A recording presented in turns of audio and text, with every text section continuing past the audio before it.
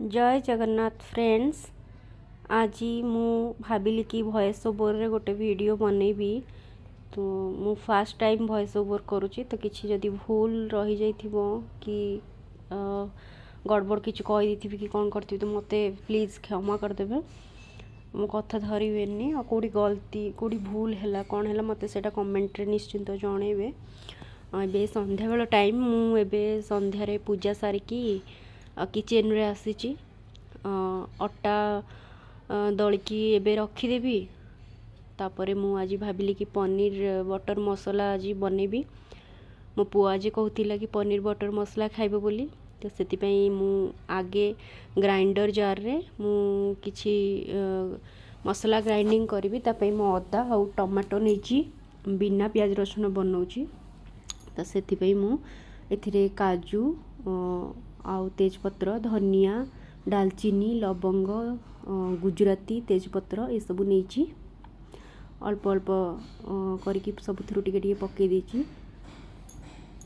टिके पानी देकी भल भाव में आम ग्राइंडिंग कर नबा। एक्चुअली बड़ बड़ रेस्टोरेंट मानकरे होटल मानकरे देखी कि से माने आगे ग्राइंडिंग करंतीनी, मसला को आगे टिके तेल रे भाजी दियंती तापर से भजा मसला को ही ग्राइंडिंग करंती। तो मु किंतु सेमती बनाएनी, मु जेमती आज बनाऊँगी सेमती आपण माने गोटे थर बने की ट्राई करंतु, बहुत टेस्ट लागिबो। सेम टेस्ट आसीबो जेमती रेस्टोरेंट रे आसे। मु एबे पनीर को छोट छोट खंड करके काटिकी रखी दउची। मसला रे मसला हो सारा पर ही आम पनीर को पकेबा।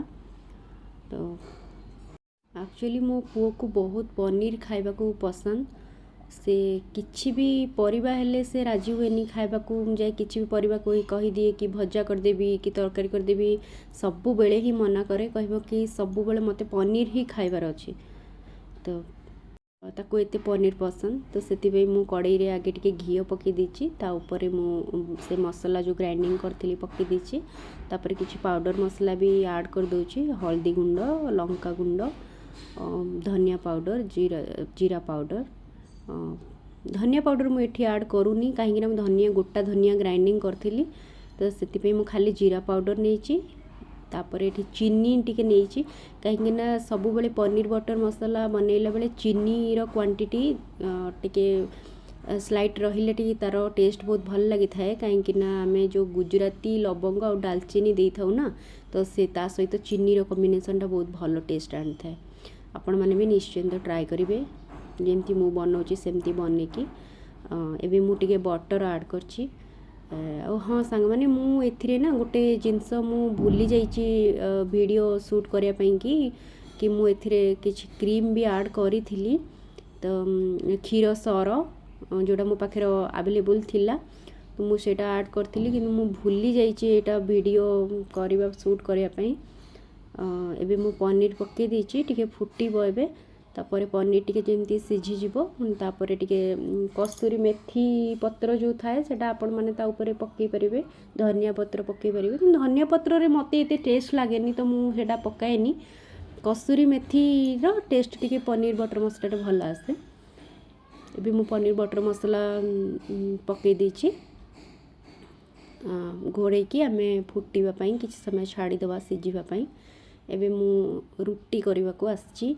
तो सेपटे पनीर भी होथिबो और एपटे रुटी भी हिजिबो।